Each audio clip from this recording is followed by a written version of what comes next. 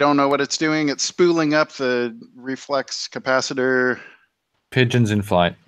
Yes. Okay. Says it's live. It's not live. There it is. YouTube is spinning the light. I see your face, John. 4,000 You subscribers. All right, that's good. Yeah, it has worked. The whole like being on every week, and then Damien, the thing of the 10 a.m., which by the way, we got to line up whoever's on next week. Yes, but you that's should another do that. thing. Yes. So anyhow, things are good.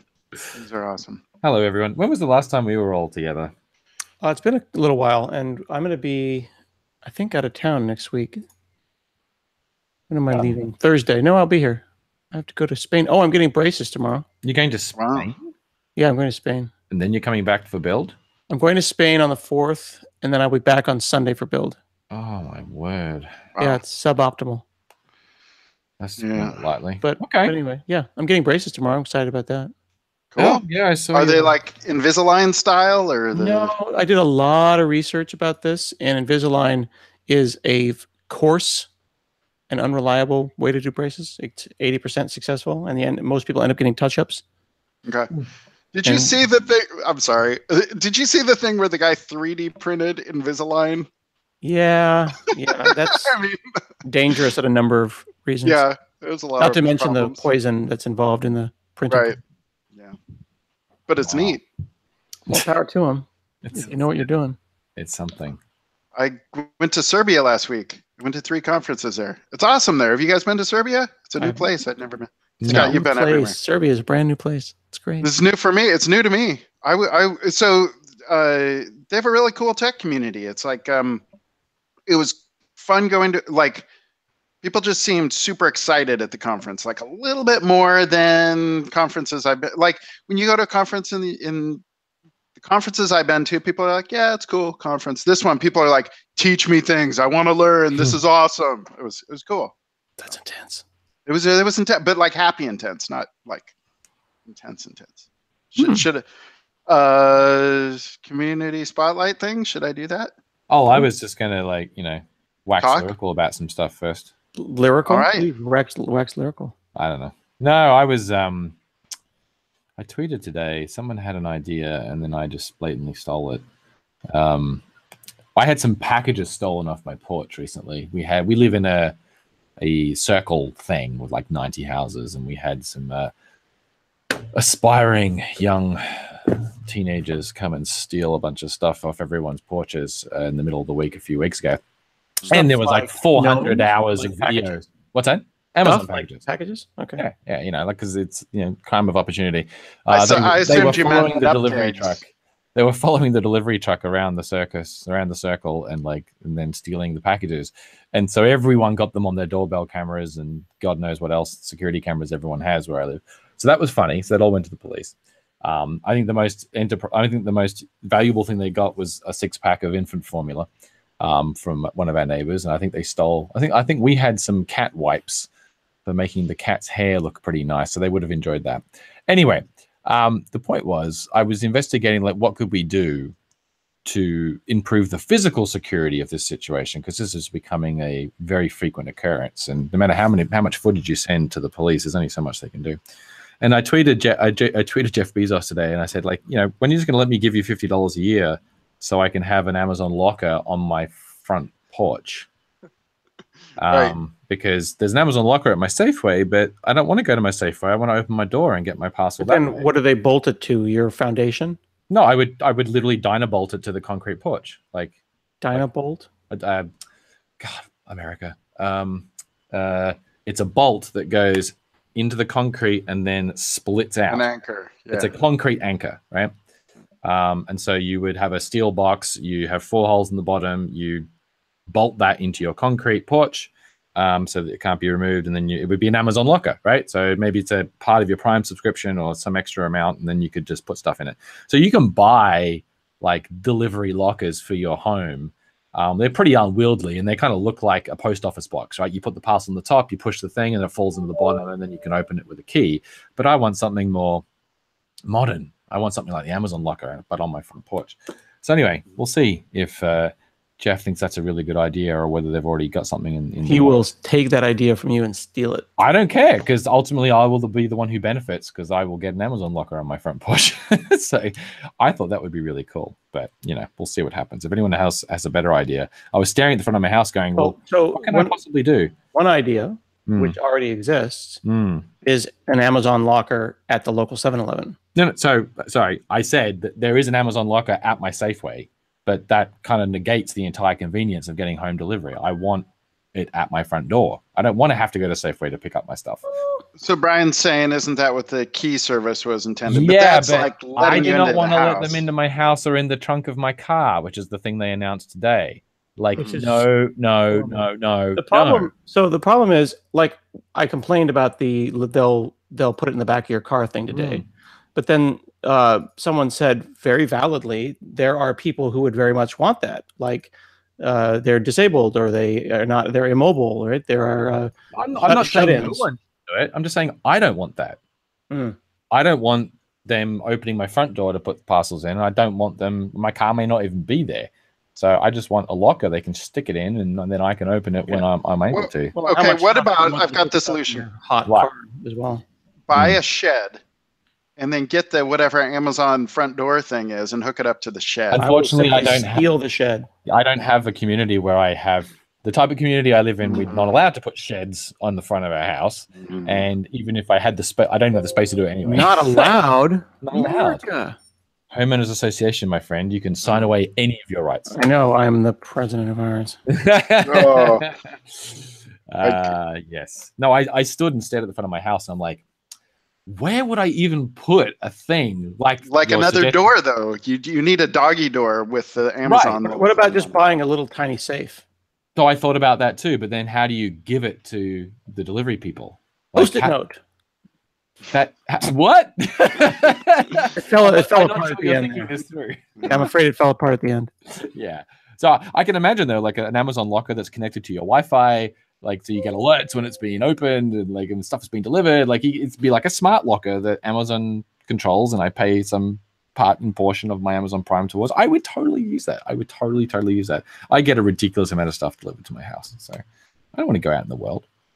I did go out in the world at lunch today. If you'll see behind me here. I like going out in the world. I took this photo today because it's 24 degrees, 26 degrees centigrade here. The photo that you're currently living in? Yeah. So I went for a walk at lunchtime to find the Mythical Treehouse, this thing here. There's actually 3 of them. They're in like this little... This is a meeting room you can check out at Microsoft. This is a meeting room. I have never been to this part of campus. It's actually behind... I don't know if you've been there, Scott. It's behind the Executive Briefing Center, behind the conference center.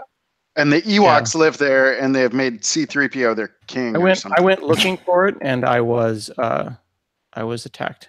You were attacked? Yeah, because that's really near Satya's building, and people don't like you to. It's behind. So it's actually So it's the set of places behind that entire campus. I've never been down there. The cafe was very nice. I went and had lunch there, and then I walked around. Then I took the path around the outside of the campus, starting here, and came all the way back around. It was very pleasant. It was very pleasant. So anyway, I'm in a good mood because I got outside. The part that I think is funny is that the picture that you are living in is such higher resolution than you are personally. Hey, you can thank Google Hangouts for that. Just saying, you don't look healthy for someone who's gotten so much. I know, it kind of makes me look incredibly pasty, and the lighting in here isn't particularly good. We, at some point, really do need to consider changing off Hangouts and doing something like Jeff is doing and manually producing and directing this through let's do that. OBS. We can do it through OBS, open broadcasting, and we can point it at YouTube, though. Yeah, that's what I mean. Well, we can use the multi-stream thing as well, right? Yeah. Definitely. I will look into that. Just work. And by look into that, I mean I will tell John to do it. Yes. All right, John. All right. I do love community. You love Was community? that the question? Well, I didn't ask a question. It's an assumed question. Let me just volunteer the fact that I love community today. Okay. Yes. I find community adequate. I'm going to go through these quickly.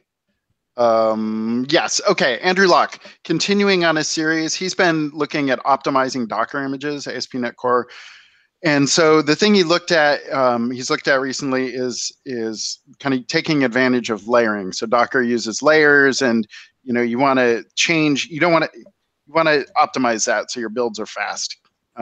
So he had done something previously that I'd spotlighted using tar, tarring as part of it, and then somebody said, here's a way where if you structure your structure things correctly, like using a convention, then you can. So he went through. Here's you can write something where you're manually writing all these copy statements, but that's not super nice. Then he talked about the previous solution he did using tarballs, and then his new solution is like going through and scripting it and doing it using kind of a convention-based approach. So this is based on a comment that someone else had previously put in. If this is one of those things where if you are doing Docker-based releases, this sounds like something you should read in detail and love. So what is the benefit of this? The benefit is that Docker uses layers, right? So when you do Docker, whatever, Docker, you create a new Docker image, it uses kind of the base and then it layers things on top of it. So the idea is that your sequential builds don't have to restore all the NuGet packages and all that kind of stuff, right? It's because how is that different than the existing solutions we have for just doing a multi-step build? Like you just have to put one additional step between the copies and then it makes a layer and that layer doesn't get invalidated. You do the restore and then you copy from there, right?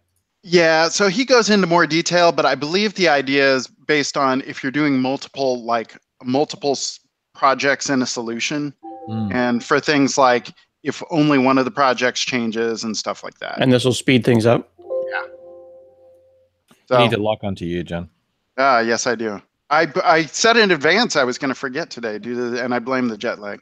So anyways, so this is something where it sounds like honestly I haven't done a bunch of Docker-based solutions like this, but it sounds like it could be useful for people. So there it is. Moving on. Bipin Joshi talking about 7 things worth knowing about ASP.NET Core logging. So just going through and running down things. So there it is. Talking about inbuilt loggers, etc. So cool. Bipin always pretty high quality posts. Nice stuff. Okay, the Scott guy wrote about some sort of HTTP client. This is great. You know about all this, Damien, right? Well, we've had an episode on this. Glenn and Ryan came on and did a. Oh, okay, cool. And I'm late because I wasn't in that episode. Yeah, I don't think they showed. Did they show Poly, John? I can't remember. I don't think we had the Poly thing.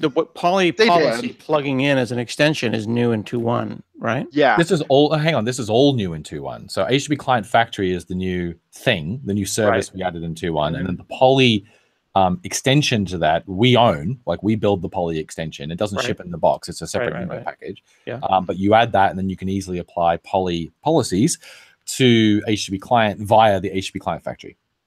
So Glenn did show, or either Glenn or Ryan showed this, but it was relatively kind of quick, and it was amongst a bunch of other things. And so I think this is useful because you can see kind of all the code here. So do me a favor. Go up to the top again. I cannot go to the top with respect. So the idea here is I scroll down just a smidge so I can see the whole Simplecast client. The idea here is that I want to be able to have an HTTP client that can go and have the simplest amount of code as possible. So like basically 3 lines there on get shows, right? Go and get it and read it all out as a list of shows. And that's like the minimum amount of work possible. But then I also want all this policy stuff, what I think they used to call cross-cutting concerns, right? Like, well, this is a little bit of a flaky API, and I have found it to be a little flaky. So I'd like to do like 1 or 2 retries, and then if it doesn't retry, like, well, what's a retry really mean? Does that mean like a 500 retry, or does it like retry twice? Do I need to retry and then back off and then retry in 5 seconds? Like, what exactly does that mean? All of that policy I could write, but then my 3 lines of code would be 40, 50, 60. And well, I could all put it in a base class library, but now I'm doing work I really shouldn't be doing. So scroll down to where the startup shows up. What if I could just go into startup and change that first line where I say, hey, here's an HTTP client, hold that for me, to, when you hand me that, have it pre-configured and all ready to go and do 2 retries before you bail. And on, or maybe, do 2 retries, and if it doesn't work out, back off for a minute because things are bad. Mm-hmm. Really, really cool. And I can't overstate how cool it is, because I think this is something that we all need to use. Would you agree, Damien?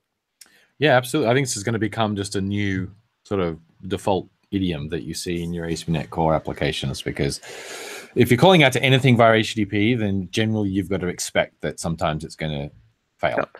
Yeah. Right, in some way. So yeah, just like databases, it's really no different. It generally, especially if you're using something like SQL Azure or something hosted, it's pretty normal over the course of any type of traffic that you'll get some transient issues. That's just the reality. Yeah. There's support for exponential backoff too, isn't there? Yep. Yeah. I just touched in it. So you scroll all the way to the bottom, right before the comments start, before the mean comments. Right there, take the mean comments. Yeah, thank you. Hit that last link there, because I was talking to Dylan at the time I was writing this blog post, and he wrote this here while I was talking to him. So this is where you want to spend your time and read about this, and to just their docs is just fantastic, and it really speaks to, you might have an amazing open source project, but if you don't have good docs, yeah, this is nice. It's funny. We did some customer studies recently. Some folks. You locked the camera, right, there, John? I did. Yeah, we did some customer studies just on that point recently. Scott, I think you've heard some of this. We're looking at doing some redesign of various public websites, the ASP.NET website and whatnot. Sure. And so we're asking developers what they find most appealing and most important to them when they're assessing new frameworks. And things like security and performance and ease of use and all those things come up. But surprisingly, I mean, maybe in retrospect, not so surprisingly, but developers were less concerned about how easy something was. Like I think developers were quite accepting of complexity, because I think most people understand that as you add features, it inherently adds choice, which adds complexity. Like, as you add features, you add configuration options, you add API, those things have to be able to use together, and there are patterns that have to be learned. And they were like, those things don't matter as long as there are good docs. Like, we expect that we're going to have to read some docs in order to configure feature X and Y to work together in the way I want them. But if those docs don't exist, it just becomes a brick wall. And so that was kind of eye-opening. Like, a lot of the time we try and think very carefully about how can we make this as simple to use as possible, when in reality we might be better off just making it as feature rich as we want to. As long as it's consistent across, if we can make things consistent across the stack, that helps usability, obviously. But if you have great docs, then developers are happy. They're happy to read for 30 minutes to learn how to use something the way they need to use it, and then use it. So docs are super important. Totally agree. And I would say that I'm more likely to use something, and I'm more likely to write about it if there's great docs. And in this case here, it was extremely easy to get started. And I was refactoring via subtraction.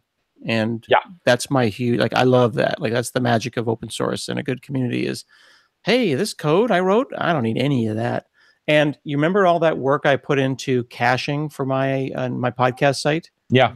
I'm thinking I can yank all of that and use a caching poly policy. Yeah. Just literally cache the request rather than caching it at a different layer. Yeah, exactly. And there's half a dozen different ways to do it. I'll go and I'll show how I wrote the code that has multiple double checks and semaphores and semaphore slim and all that, and then I'll go, it's in a freaking class called show database, which it doesn't even really belong there. Yeah. And I've been talking to David about what the best way to do that is, and then Polly comes along, and I'm like, oh, this is aspect oriented programming. Yeah, and and I did the same thing in the live ASP.NET website, right? Because I hit YouTube to get all the links, and I hit Azure Storage to read the show data. And I don't want to do that on every request. So I'm using iMemory cache because I'm not using HTTP client for those things. I'm using SDKs. But that makes total sense if you can do it in a cross-cutting way and you can apply it to that endpoint, because HTTP client factory gives you typed clients, right, that you can tie to a specific host or whatever it is you want to tie it to, then you've got a really nice place to put it. But to be fair, also, it's worth noting that there's lots of ways to cache, and sometimes you need more than one level of cache, and all those things are fine. We're not saying you should do all your caching in this layer. It's just another thing you can do if you want to. Yep. Cool. And then another one. Yeah. And actually then, sorry, Steve Gordon takes my enthusiasm as a kick in the tush and goes off and finishes part 3 of his excellent 3-part series. Yeah. HTTP Client Factory, from which I stole liberally. my knowledge of my extensive knowledge of HTTP Client Factory based almost entirely on our docs and Steve's blogs. That's awesome. Yeah. Kudos to Steve. Yep. So this one specifically is looking at delegating handlers, which is cool. So the handlers, this is really important. The addition of this new middleware is very, very nice. So like the idea, like a lot of people may be thinking of middleware as kind of like the inbound middleware, right? But this is outbound middleware as well, Right. which is pretty While cool. you're doing this, here's some things I want you to consider. Yep. Which is another way of applying policy. Yeah, and to be clear, this stuff has always been possible with HTTP client. This was part of the original HTTP client and web API sort of mirrored API with this delegated handler thing. But having a central place to configure these things didn't exist, right? You'd basically have to you'd have to wrap HTTP client yourself, or or do something else. But now we have a single place to put it in your HTTP core application, which is nice. Cool. Yep. So here he shows a timing handler, he shows a validate handler, and then shows registering them, like you're saying. So putting that on the factory. Nice. Nice. Okay, a few Blazor ones. So Dave Glick just today posted this one. This is looking at, so there was kind of the Steve Sanderson one where he went into the like nuts and bolts of how it's all wired up. In February, I think that was an old one. Yeah. Yep. So this is one where Dave has kind of a similar sort of thing, but he's looking at how things are specifically wired up. So I like his diagrams in here, where he's showing kind of how things kind of call into each other. So that's nice, and showing like how mono works as part of it, etc. So this is a good read, and there's a lot of things that I kind of, when I first was thinking like, oh, it's all WebAssembly, it's all cross compiling or whatever. It's important to kind of read through and understand what is actually happening. So this is a good place to start with that. Here's the release post. So this is Blazor 0.20 release available. So this is pretty neat. This will give you the information about how to set it up and get started building it. There's a bunch of new features in 0.20. Yep. It's worth calling out. Yeah. So I don't know if it's here. So JavaScript interrupt. There's new Blazor component class library. Something. Yeah. Yeah. Stuff. Error event handling. Yep. Our new bind syntax. That's it. Oh yeah. Binding. Yep. Yeah, it's a kind of a cleaner bind syntax. Yep. So nice. If you wanted to read more about docs, you could look at blazor.net. So this is new and live. The homepage designer of the site did a fabulous job. This is you that did this. Yes. Well, so to be fair, this is the DocFX kind of template, and then I work with Dan and team to kind of customize the homepage. So nice. Good job, HTTPS on a naked domain. Appreciate that. Yeah, nice. Kudos. So, and then Luke and team's set up. So there's a lot of docs in here. Also, Rainier, who had done, I think his name's Rainier Stropek. I'm saying his name wrong, but I'm close.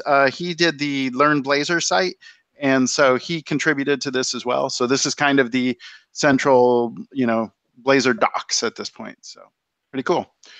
Just to remind people, Blazor is still a project, not a product. It's experimental. Don't let the Blazor.net site fool you just yet. It is still just an open source project that happens to have a couple of people on the ASP.NET Core team. Gaze deeply at this experimental badge. Yeah. The designer painstakingly placed up there using a CSS rotate transform. Brad asks, why are they on a separate site? It's because it's not officially supported. Yes, that is why. Putting them on docs.microsoft.com would just confuse people. It is a project, not a product, and thus it is on its own. It is an open source project that the ASP.NET Core team owns, and that's as far as it goes right now. Cool. So this is neat. This is from Tor, and he's showing. So the idea here is Redux state store. So this is something you'll see in React. There's kind of a Redux style for storing state. So when you're storing state on a client and your flows on the client, because you're not doing request response to the server, you're maintaining state on the client. So here he's implemented a Redux style state management. This is neat too. Here he's showing the actual flow. You can kind of step through the state and track the state here as well, which is, I would use it just for that. That looks crazy. So So neat. This is interesting. I'm going to be watching for how people are looking into building these kind of deeper patterns. I mean, obviously there is a component model that shipped, and that is part of the templates. But then people build sometimes more kind of complex styles of how you manage your state. So that's going to be interesting to watch how that's done. Yeah, for sure. So here's something I don't know if Damien, if you want to comment on this at all. There's this there were 2 posts about Library Manager. So this is kind of the this is the right-click manage client-side libraries, and the idea here is if you want to use, so I'll try and say it the right way, and you correct me if I'm wrong here. But oh god, we're just walking into this one. You realize? Yeah. That. Well, so there continues to be support for like NPM and Webpack, et cetera. Yeah, but places where you just want to grab a JavaScript file without all the build and with all this stuff, and you just want to throw it in your project in your www root. The one that this made me think about when I was working in big corporate world, and everything you installed on your machine you had to get permission for, and you just want to go and get something from a CDN and bring it down and have a kind of a package.json for it, but you can't put Node on that machine, or you don't want a Node dependency for a .NET app. The other good example is Mark Rendell's Unpackage, which is kind of a similar concept, which is like, I just want some JS. I just don't want to download them and unzip them. Or CSS. Or CSS, exactly, right? I don't want to... This is literally Mads has demoed this for the last 2 years. Yeah, exactly. Client, what do you call it? Pac-Man? Yeah, Pac-Man. This is the productization of Pac-Man, or potentially anyway. And yeah, to Scott's point, this was literally just about what does it mean to be able to bring in... Mads Pac-Man, there's a lot of images there. What does it mean to be able to just bring in basic client-side libraries, not frameworks? Like, this isn't about... Go back up to where it says reasons not to use it. Yeah, exactly. You know what I mean? Like Power or NPM, don't use this. You use Webpack, don't use this. You got... Yeah. And our SPA templates ship with Webpack, and that's not going to change because that's what you should use. Yeah. But our web forms templates and our static, our server-side HTML templates, basically, we only need sprinkles of client-side files to get those functionality. You need Bootstrap, you need jQuery, you need jQuery validate, you need jQuery validation unobtrusive, and that's kind of it. And you might want to bring in a couple of other libraries, typically without modules or dependencies or any of those things, Moment.js or something. And in the past, we would use NuGet for this. Prior to the package reference / project JSON world, we would use NuGet with content files. That model doesn't really work anymore for various reasons. Well, for one reason, you can't control where the files go very well. Yeah, there's a whole bunch of reasons why delivering content via packages, no matter what the system, is not straightforward. And a big thing is NPM will get the stuff into a node modules folder, and then it's up to you to decide which part of the module you actually wanted to copy into whatever part of your app. Bower was the same. Webpack, relies on NPM, so it's a similar thing. In libman or Pacman is nothing like that. It's not a registry. You don't have to upload your package there. It's literally just a tool that runs in your project, either at build time, or you invoke it from Visual Studio, or there is a CLI that will come eventually, hopefully. And you tell it where you want to get the files from. So you can see up there it says default provider, CDN.js. It's pluggable. So you can say, I want the files to come from this provider called CDN.js, which, as you can imagine, just downloads them from that website. There's a file system provider out of the box. Yep. So that you can just move stuff around. So you could use the file system provider with NPM. So you could actually use NPM to get the files if you were happy using Node and that type of stuff. And then you could just use this tool to move them, the select files that you want, from the Node modules folder into the place in your application. But you can also specify, as part of the library definition here, you can say, well, I want to get it from my provider, but I only want these files. Because when you create a provider for libman, the provider has to be able to enumerate what files exist for a given library and version, so that you can specify directly, as you're pointing to there. It's a shame line numbers aren't turned on these screenshots. That you only want those files. And so it's really just a client side tool in order to make it simple to get things, client-side static files, and then pop them in your app. It doesn't do dependencies. There's no registry to upload stuff to. There's nothing to register. It's even less than Bower was, because it's different to what Bower was. Bower used GitHub. You had to register them with the central Bower repo, et cetera, et cetera, et cetera. Well, one place where this seems kind of nice too is if I'm mostly going to be pulling my files from CDN.js in production, I'm going to be using a CDN for production, but I want to have fallback. This is where I can mirror those files locally on my machine and keep in sync with the CDN and all that, right? I mean, fallback obviously is generally a good pattern if you're using a CDN, but even more than that, you just need the files for local development stuff too. Yeah. You don't want to be, and the editor uses the files to get IntelliSense, and there's a whole bunch of reasons why you just want the files in your app, and you want the declaration in your project about what files you need. So typically this workflow here is, you get the files, the tool brings them in, and then you check them in, right? Like wherever they end up in your project, like in this case, they're going into root/lib, which is kind of the pattern that we've established for ASP.NET Core. You commit those, they go in your repo. Like this isn't part of your build system as such. You can choose to make it that way if you really want to. And as you mentioned, like there's nothing about the existing support for alternate strategies or more complex strategies or feature-rich strategies for this is going away. The Task Runner Explorer is still in Visual Studio with gulp and grunt support. The SPA templates ship with Webpack, and that's not going to change, and they depend on Node. Node still is part of the VS install for lots of reasons. There's lots of parts of VS that use various parts of Node, including the Node tooling, obviously. But as to Scott's point, it'd be nice to be able to just say for the default .NET experience, you don't need Node to get the basic stuff working. It's not saying don't use it. It's just that you don't need to use it to get it going. Take a look also at the link I just put there, Rendell Labs.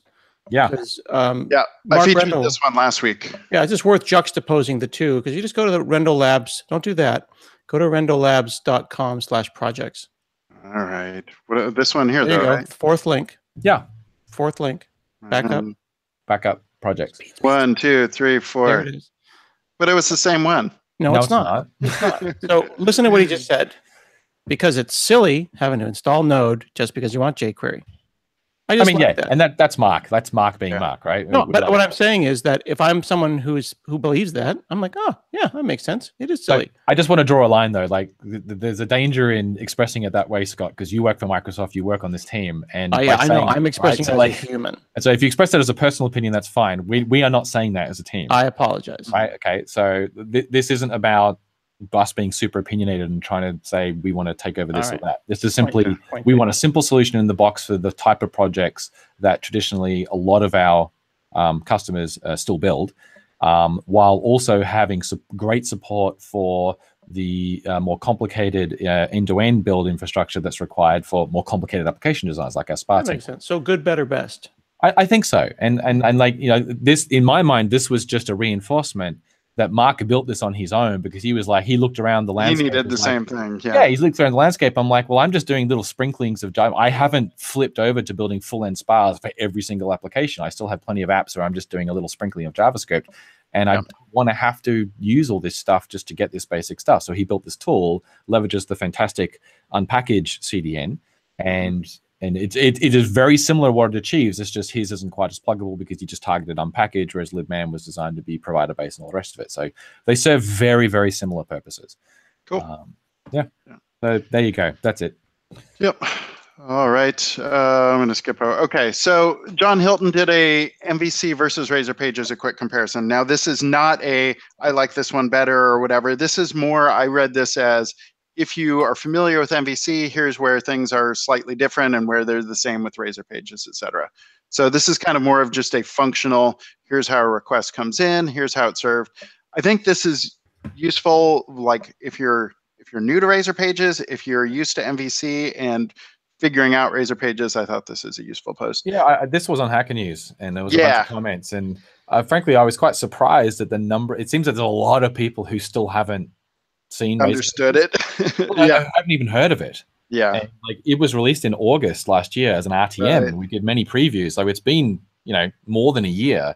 And there were folks who turned up and were like, this looks like web forms. And it's like, okay, that I can understand how if you've never heard about it and this is your first Vision, this is your first viewing of it, that might be the first thing that comes out of your mouth. But it seems like if you looked at it for 10 minutes, you wouldn't say that at all. But right. Or if you'd read the blog post, if you'd read any of the things about it, you would realize that it literally has nothing to do with any of those things. Yeah. But anyway, yeah. So it is what it is, and it was interesting reading people's comments that that I haven't seen it yet, but I'd love to hear more. I mean, all the feedback we've had from people who use it has been overwhelmingly, and the majority of it has been overwhelmingly positive. So I know Scott loves it. Yep, I'm a fan. I love that you can mix and match, and I same thing. Every time I've presented on Razer Pages and people get it, then they come up and go, "Oh, this makes sense." And people that are advanced say, like, I see how this is a lightweight model that I can use, or this is a simpler direct mapping for serving a page. That makes sense for a lot of cases. And I have had people that said, I've done web forms dev, MVC scared me, I never really wrapped my head around it, and this thing seems like, just because I need a controller and I need these files here, and if I name the file wrong, something doesn't work, and I don't know what it. I mean, this is just a little bit less concept. I know that Damien hates it when I imply that Razer is lighter weight, because it's not. Razer Pages is lighter weight. Razer Pages is lighter weight because it's not. From it's more that it is emotionally lighter weight. Yeah, it feels to me. Cognitively. I am liking Razer Pages so much because it feels to me as close to writing static HTML pages. Right. And then there happens to be some C# that's involved in there occasionally. And you're still writing tests and all the great stuff. It feels almost like RESTful in the sense of like when we all figured out REST as a community, it was like, oh, okay, yeah, REST, cool. Like suddenly WS star and the things, although they have their place, just like, oh yeah, okay, HTTP for a couple of verbs makes sense, cool. Like it suddenly everything melted away. Once we as a community accepted REST, things got cool in the API space, and I feel like Razer Pages unapologetically acknowledges the HTTP of it all. Yeah. Yep. And that makes me happy. And it's like, Razer Pages when you don't want a static site, but you want the full power of .NET. Like, I like it. It's like I'm hooked. And then, hey, you want a controller? Make a controllers folder, drop a controller in, boom. Yep. Cool. All right, one last one. It's the new hotness. Yeah, so this is Azure code samples for .NET, starting with a basic website and then several others building up to exploring Cosmos DB. So these are official Azure code samples for .NET. So neat, and you can go through and check them out. Yeah, the word is that they're going to expand these even more. Like docs, like I keep coming back to our freaking docs team. The docs are so good right now. They're just getting better, and I like it. I hope they keep up to date. Yep, and I do like that the docs. They're not just like MSDN style docs where it's like, here's the reference. It's like, no, here's a walkthrough. I can download the code sample. Here, you know what I mean? This is like everything. This is thought through as if, hey, you want to learn this thing? Let me guide you through it. So, yeah, there you go. So that is the. Well, we share all these things out, or I think if you search on the Azure site for Azure code samples for .NET, you'll find it. So, or in the Azure SDK. I am done sharing the things. Cool. So I could share some stuff that's incredibly early. And that always goes well for us. I'm wondering if I should do it or not, because we have some friends on the line. We have only 103 people watching. No one watches, right? You can't go and say it. So shall I share some stuff? Oh my god! Do you want me to share some stuff?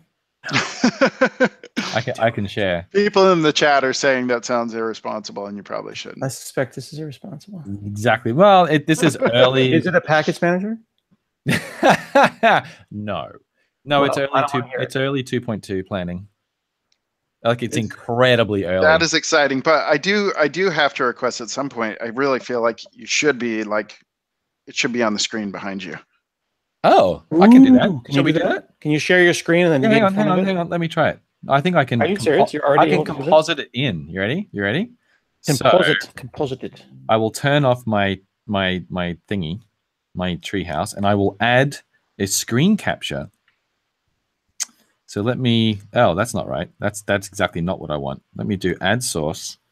How do I add an entire devices video? No. Web page, media file, streams, Fantastic. Hang on, let me move this up here. I want to see if I can get this to work. This would be kind of cool. Oh wow, that totally didn't work. Actually, you would think when you say add a source, and everyone that was like excited to see what you were going to show is now like, why did John? You ready? I have no idea what this is going to do. Nah, this is totally not going to work. That totally did nothing. All right. It kind of tried to do it, actually. All right. I'm going to try one more. Add source. Game capture devices, text, web page, media file, streams, widgets, whiteboard, Skype video. Screen capture just like gives me a selection thing, and then I can like create a rectangle, and then it starts capturing that as a stream. But it's on the same monitor that the actual tool is on, so it's not particularly useful because I have to like capture the same thing, which is a little stupid. All right, I gave up. All right, so let's go back. Let me just share my screen. Let me do that. Let's go over here. I will share this. No one noticed any of that. It's all fine. All right. Okay, you see this? I don't see you. Yes, I can see that. All right. So, huge disclaimer. Hang on a second. What? Before you give a huge disclaimer, you just publicly rebuked me for my you represent Microsoft, and then you're busting out a markdown file of like future planning, man. This is you're giving away all the open source secrets of like our NDA future. Oh, this is NDA. This is our current early thinking. Oh, okay. And you know, this is just friends, so it's fine. So, funnily enough, the next version of ASP.NET will probably be called 2.2. What? Wait a second. So, are you saying monotonically increasing numbers? I wish I could promise that, but you know, we'll just say this is the working title. I look forward to ASP.NET Core 4.7. Working title. I can't see the chat anymore, so you'll have to relay the chat to me. If there's anything useful. I deleted the timeline other than to leave it as 2018. So we'd want to ship this before the end of this year. We haven't even shipped 2.1 yet, but 2.1 is getting close. Like with the RC is shutting down right now. We're in like super don't come at me with your issues mode. 2.1 is lovely, by the way. Thank you very much, particularly testing. The team is working very hard to get it out. So release candidate will be coming shortly, and then hopefully there'll be no issues in the release candidate, and we can very quickly do an RTM after that. So later this year, sometime much later this year, there's a couple of things I'd like to look at. So we've had some feedback around our templates that I want to try and address. Obviously, the move to Bootstrap 4.x, which isn't just templates. We have to, like, it's actually a lot more complicated than just updating templates. We have to update all of our scaffolding, because when you scaffold stuff into your project, it has to, like, it includes, like, Bootstrap classes and UI and crap like that. And so we have to be able to know that, oh, you're using Bootstrap 3, let me put in the Bootstrap 3 based scaffolds versus the Bootstrap 4 based scaffolds, etc., etc. Libman we talked about, so you know, depending on what way that goes, we would obviously update the templates to do that. This one is a little more large. So we have this tension that's been on forever. Like Hanson, you've been here for long enough to know this, is that we always question what the templates are for. Are the templates a getting started point, or are they a sample app? Right? Yeah. And so we're going around the merry-go-round around this again, and we're toying around with the idea of changing our web app template, which is kind of the full-blown one that has like the cookie consent and all the other new stuff in it in 2.1, and changing that to be a sample web app rather than the starting point that's kind of the default starting point. And we would rather have the web app be more like the old empty MVC app. So we used to have this back in the MVC 4 and 5 days. So there'd be like truly empty, which was like literally no files, like a web.config file. And then you would have empty MVC, which was just enough to get the MVC stuff in there and a controller that like said hello. So there's some discussion about whether we change the default experience back to something like that.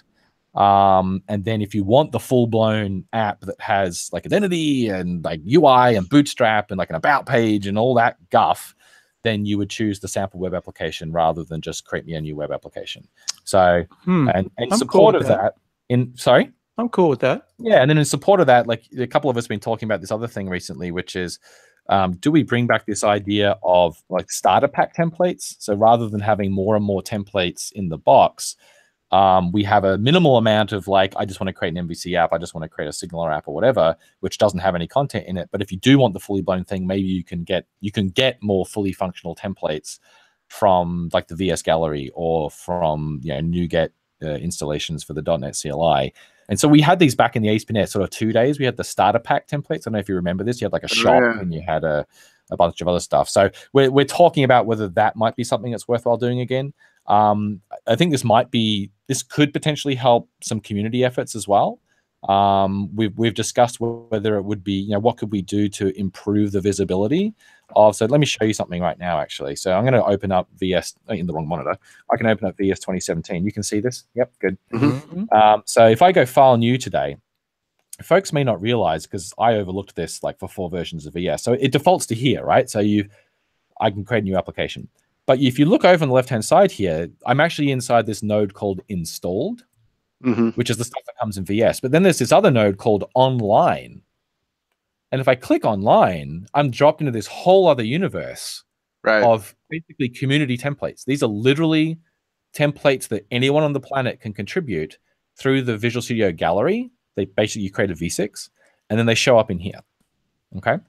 The problem is I don't think anyone knows that this thing exists.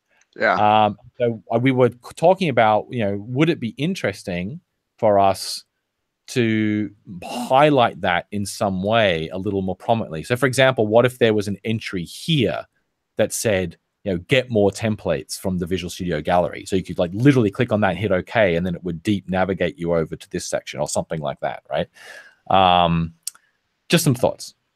And that might help some of the community efforts out there who want to add like alternate templates and they want to get them into Visual Studio and make them a little more prominent. If we could kind of do the bootstrapping work so that they are prominently shown here, as in like the link over to them is prominently shown, then maybe that'll help folks, get people directed to the templates that they're publishing to the gallery. So anyway, that's an idea. Yeah, Shane Boyer points out that those online templates also need to be discoverable in the CLI. Yeah, so exactly. So the CLI, that's obviously a little more challenging. You would probably have to create a command in the CLI to maybe there could be an entry when you type .NET New, right? So like today, if you type, oh, actually, look, there's one I did earlier. This is me having typed .NET New, right? Imagine there was an entry right here, a thing here that said, type .NET New -- online or get new templates or something. And then it gave you some, I don't know, it would be difficult. There's no, because you really need an interactive experience. You can't just dump the entire template repository. You kind of want to ask them, what are you interested in? What keywords you're looking for or something like that. I don't know. But that could certainly be something that could be investigated. Okay. So in the web application space, sorry, if I go back up, the major investment areas that we're looking at are around APIs and cloud services. And by extension, sort of running those in a microservice type fashion. So what are the type of concerns that come into application development that you want to be able to solve when you write services applications and when you run them in smallly factored, maybe container deployed, pieces. We want to continue our heavy investments in our servers. So Kestrel and the way that Kestrel integrates with Kestrel itself and the way it integrates with the various front end proxies, the way it integrates with the various environments like in Azure. And then performance, which is always something that we want to continue investing in. So anyway, so I went through templates. In the web app space, you can see it's kind of minimal here. There's a couple of things that we want to light up because despite our major focus being in the next section, we want to revisit bundling and minification. This is something that we've kind of ignored. Not ignored. We tried some alternate strategies in core, similar to the client-side manager stuff, and this hasn't particularly worked out well. We get an awful lot of feedback from folks who just want something as simple as what they had back in the days of MVC5 with the script bundler stuff, where you would configure the bundles in C#.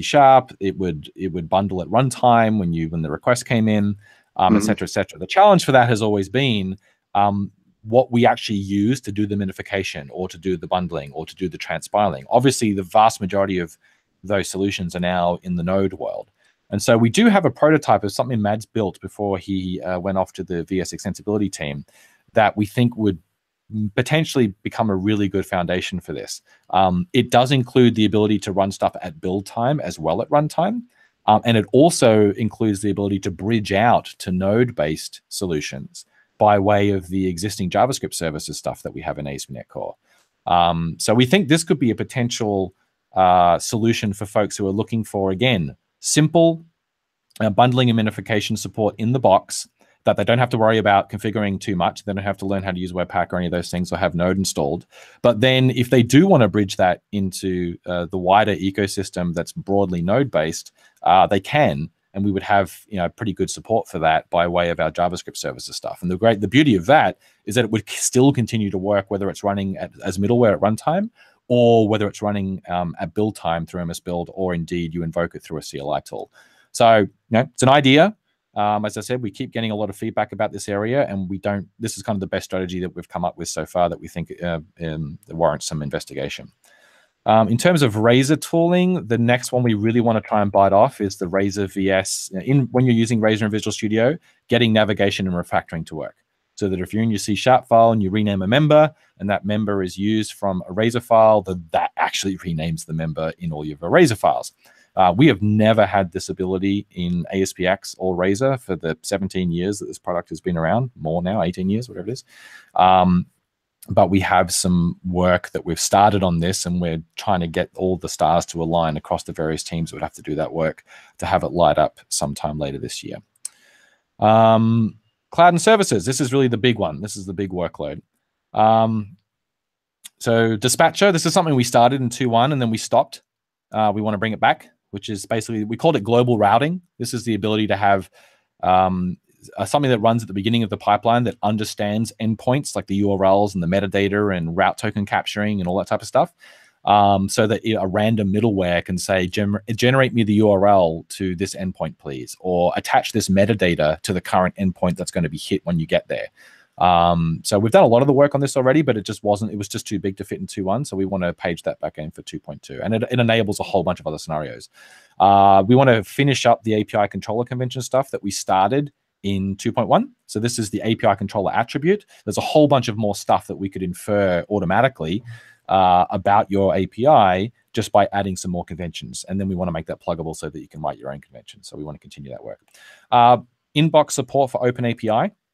So rather than having to, again, put a whole bunch of attributes on stuff, install an external library, we want to figure out a good way of getting a nice inbox solution for Swagger/OpenAPI endpoint generation happening. And then we want to go and generate, we'd love to be able to do the end-to-end there and actually generate API clients for you from that endpoint as well. Now, again, both of these things would be fully pluggable, for all the various reasons that we usually have.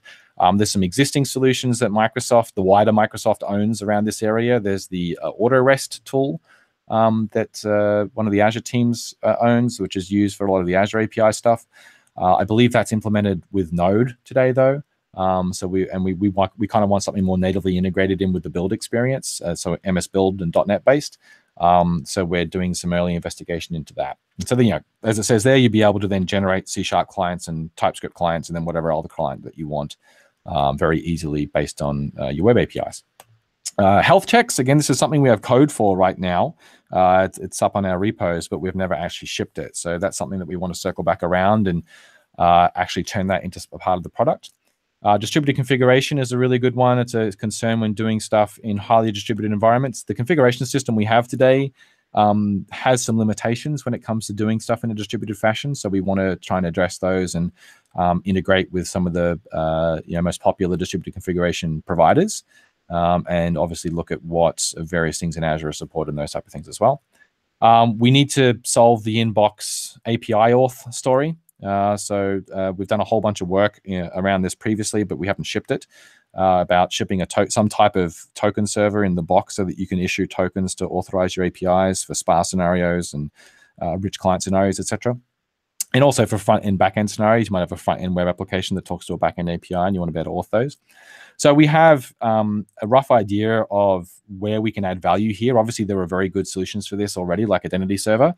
And if you need those features, we're never going to implement anywhere close to the type of features that a solution like Identity Server would give you.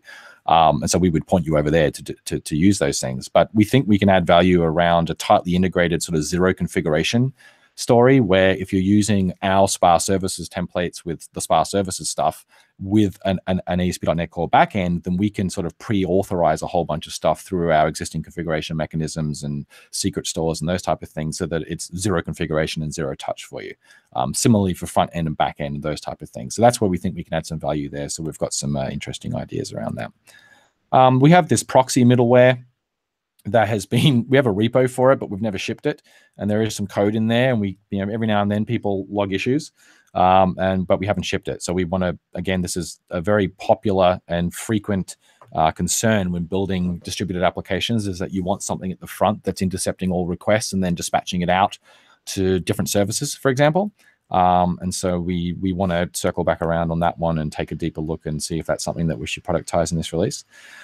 We have this pretty cool thing, which I don't have much to say about right now, but we have some ideas around a better developer experience for interacting with web APIs while you're building them, for HTTP APIs while you're building them. Today in VS, when you build your web API app, when you hit F5, it just opens the browser and you get a 404. It's not particularly compelling.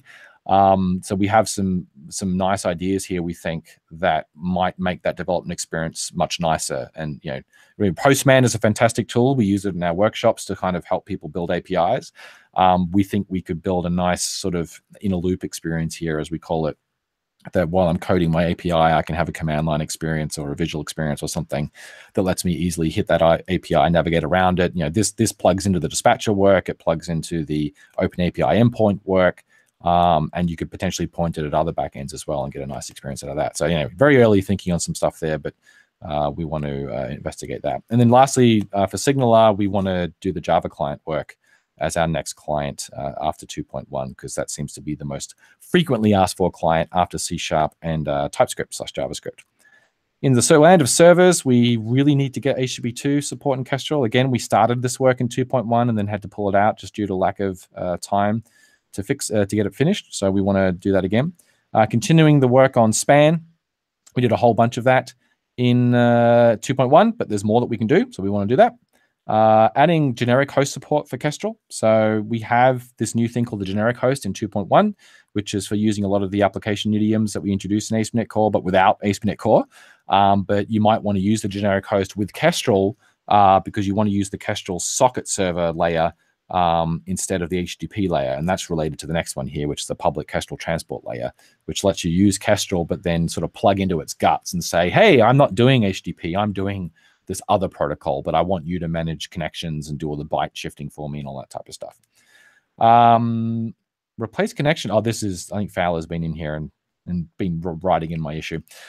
So connection adapters is an existing feature in Kestrel, and we have this new epic called Bedrock, which is this: how do we build a nicely programmable server on top of Kestrel? And this is doing that work in 2.2, the next step of that work in 2.2. We still have some unknowns as it comes to our non-pipeline request throughput. So I've actually got some stats up here. So this is like our dashboard for performance right now for 2.1. And you can see most of the stuff is green or yellow, which is great, but the one that is red is JSON. And JSON is interesting because it's the cheapest or sort of most micro benchmark we have that represents doing requests to Kestrel and ASP.NET Core that aren't pipelined, right? So plain text, for people who remember, is actually pipelines request. It sends 15 or 16 requests at a time to the server, who can then process 16 very quickly and then send all the answers back in the same order, but in sort of one chunk. So the server gets to optimize a lot of stuff that typically you don't get to in real world scenarios. JSON is the next sort of one along the line in the Tech and Power test, and it is non-pipelined. It's just like normal request. The client sends a request, it waits for the response, and then it sends another request, and it maxes out to 256 clients concurrently. So our performance here is something that we're still working really hard on. We've got a nut to crack here, and we haven't cracked it yet. As you move towards the other end of the spectrum, like the Fortunes test, which does a whole bunch of database access, renders HTML, et cetera, then we make up all that gap again. And in 2.1, we're going to have some really, really good numbers for our Fortunes tests. You can already see that like EF Fortunes versus 2.0 is 31% faster. And the raw test is 27, nearly 28% faster. And this doesn't include the new ADO.NET providers that we have coming online in 2.1 from the community as well, like the Postgres driver.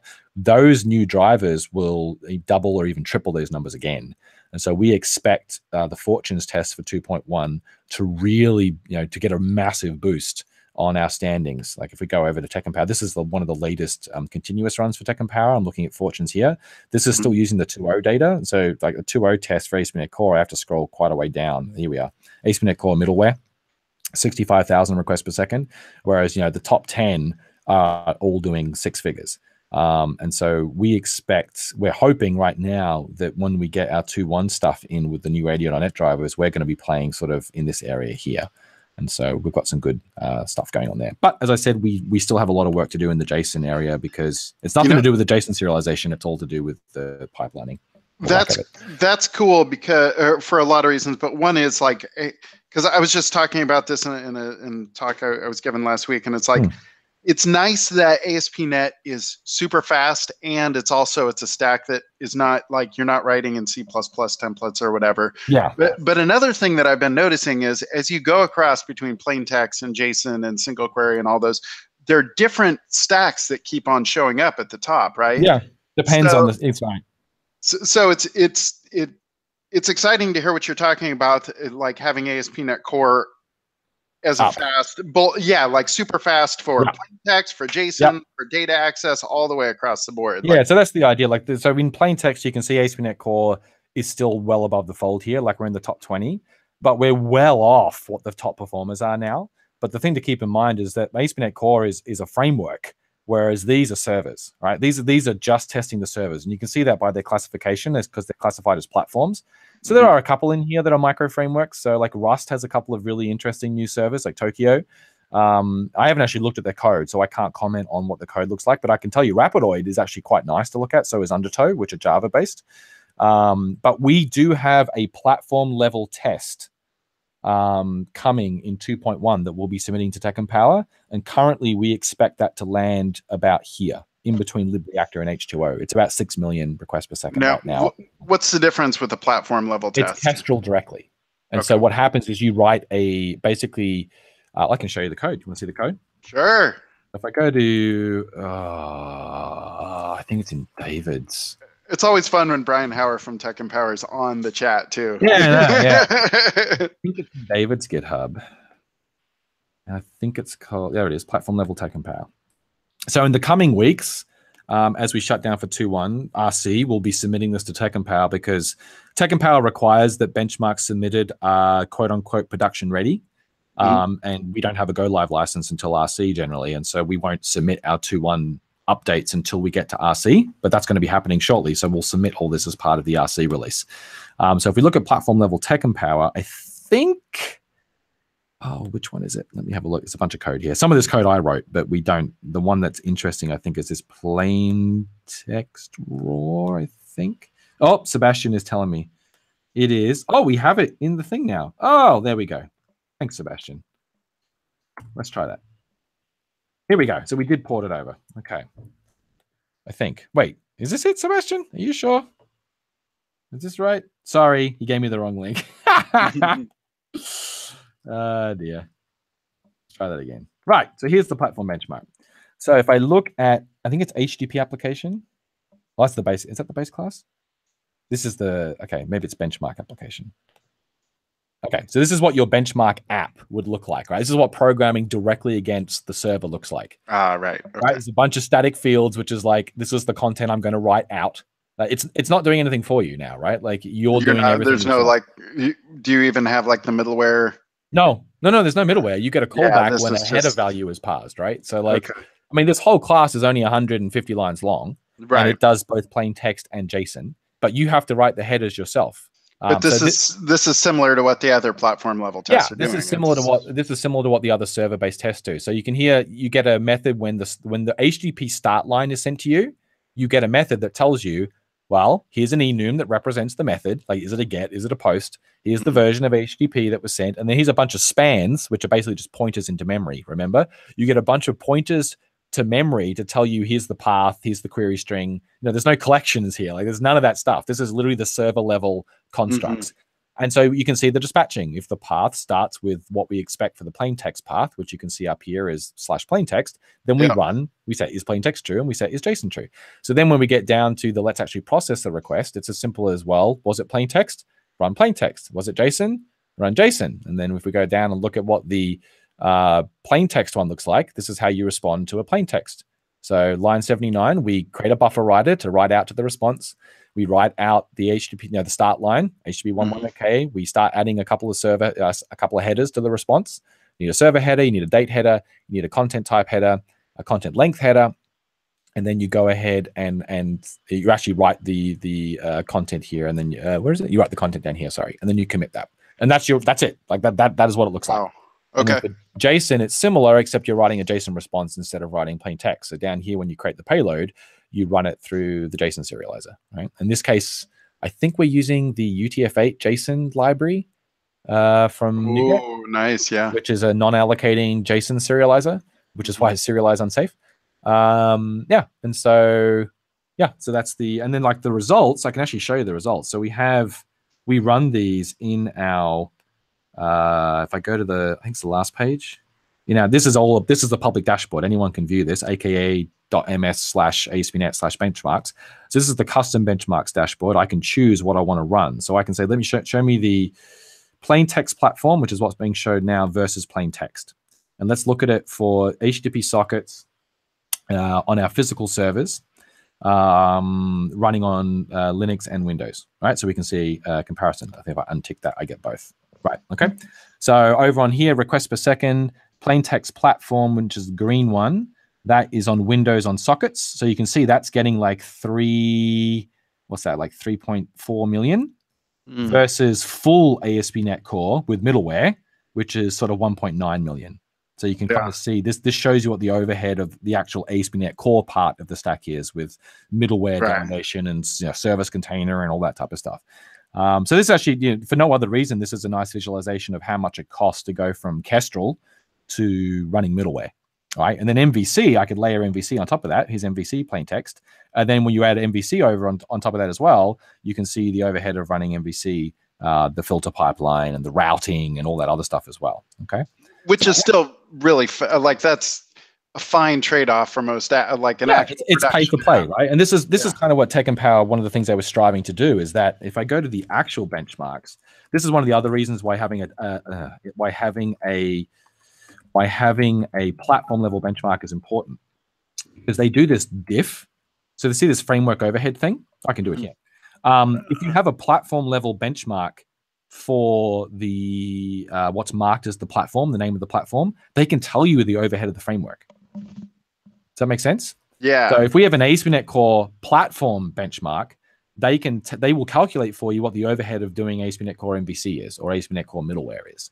So that's one of the other reasons we wanted to submit that benchmark, so we can utilize this feature of the Tech and Power stuff. So nice. Anyway, that was a nice diversion. ANCM. So I think I mentioned a couple of weeks ago, we had to pull the ANCM in process support from 2.1. It just wasn't ready. And so we're gonna continue work on that, and we actually hope to ship that before 2.2. We might do that as like an out of band thing. We'll see how we go. And so part of that is using a new side-by-side versioning scheme for the ASP.NET Core module. This is the part of IIS. This is the bit that we ship in IIS, or that you install on IIS, I should say, that lets you run ASP.NET Core. By enabling side-by-side versioning of that and deployment, then we can more easily deliver new features without risking existing applications on the server. So we're going to do a bunch of work around that. And then we're going to have a look at doing better integration with Nginx and Apache. So we have the IIS integration middleware today, which kind of, forward stuff from IIS, ANCM into the app. We're going to investigate doing similar things for Nginx and Apache for folks running on Linux. So we get some of the niceties of the light up of port forwarding and HTTPS termination forwarding and header forwarding and all that type of stuff in those environments as well. So quickly, we're revisiting how the App Insights in VS debugging experience works.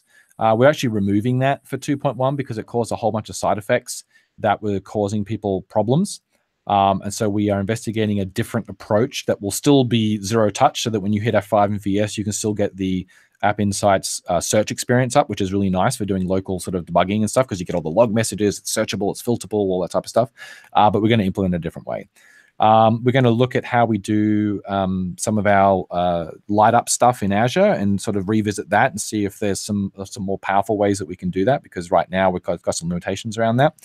And then we've got some other stuff here about figuring out certain critical events. How can we make sure that if you're running in Azure and something goes wrong with your application, how can you very quickly turn on something that will help you get information about what happened, right? So like in the old framework, we had this ETW ability, so you could just go and like remotely turn on ETW events and you could get all this extra trace information. We want to do something like that, if not exactly that, for ASP.NET Core as well.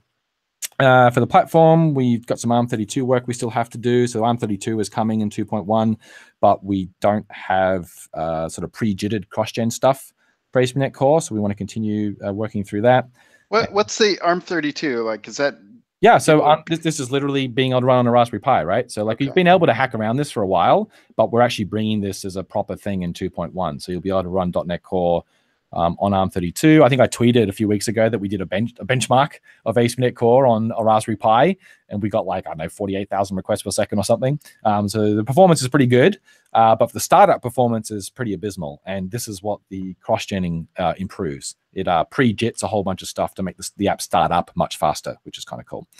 And then we have a bunch of other little stuff. So some more performance stuff we want to do. Some of this is infrastructure. It's kind of boring. And lastly, a couple of miscellaneous things. We want to add more event counters for tracing in the framework, and we want to address one of the number one feedback items we get about our caching infrastructure, which is people want the old output caching functionality. So in System Web, we had a thing called output caching, which would cache on the server and then optionally cache down level. In ASP.NET Core, we have request caching, which does cache on the server, but because it's all based on headers, clients can just override the cache entry. So if you like Control F5 in the browser and send a request with the ignore cache header, then our request caching middleware will go, okay, and just rerun the request. There are people who want to be able to configure it on the server and say, I want you to cache this for 60 seconds no matter what. And we don't have that capability right now. Does that include anything changing? So this is at the middleware level. This isn't anything in like Razer itself, like all the... Oh, there's integration. So like we have an attribute that you put on your MVC action method that sets cache timeouts, and it sets the headers. And we would have a similar thing. You can imagine maybe we'd have a Razer page directive that you can say like @cache in your Razer page. And you would set like you had in web forms back in the day, and then it would direct output caching, which runs later, in the middleware pipeline to say, hey, this endpoint said that it wants this level of caching. Incidentally, this is where things like the dispatcher come in, because the dispatcher gets to store metadata about the endpoint, and so the caching is just another piece of metadata. Like the endpoint says, this is my endpoint, and I want to have this caching metadata item. So anyone who wants to know about caching, go and look at this, right? And so this is sort of how some of those things might work together. Anyway, I've gone way over time. Yeah, but that is sort of where we are very, very early thinking right now. That is quite exciting. Don't hold me to any of that. It could completely change tomorrow. But, I thought I'd give you a little sneak peek. Well, I'm happy with it. That's cool. So we had some general discussion. I mean, we're kind of over on time. There was but whatever. I mean, there were some questions. There was something about what Webpack let me see. Is there a plan to update ASP.NET Webpack to support Webpack 4? Is that the stuff in the SPA template? I'm guessing, yeah. Probably is, yeah.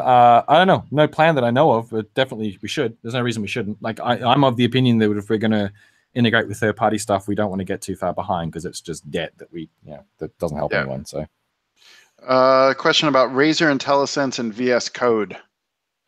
Yes, that's right. There was a thing about that. I don't have anything to report other than I really want it to happen. All right. It's not simple. Otherwise, we would have done it already. We are working on Razer support for VS for Mac, and I think that's been in the preview that's out right now. Doing it for VS Code is a lot more complicated because we don't have the VS editor, which has that multi-language capability. But we are in discussions with the VS Code team to try and figure out what the path forward there is. Okay, I'll take one more here. So you brought up the Java signaler handler. There's a question about a C++ signaler core client. Oh, yeah, sorry. Yeah, so we actually have a prototype of that already. So Yes, that would be on the list as well. The C++ client for Singular. We have something very basic in there already. It won't ship as part of 2.1, but it might be that ends up getting finished for 2.2, or it might be that it just progresses but not as completely finished. We'll see. Cool. I think that is a good thing to. It's quitting time. All right, sounds good to me. All right. Dramatic zoom out off into the trees. Sure. Let me lock on you. Oh, let me see if I can do this the right way then. Okay, you ready? You ready? Here yes. we go. All right, here we go. And zoom out. It's a dramatic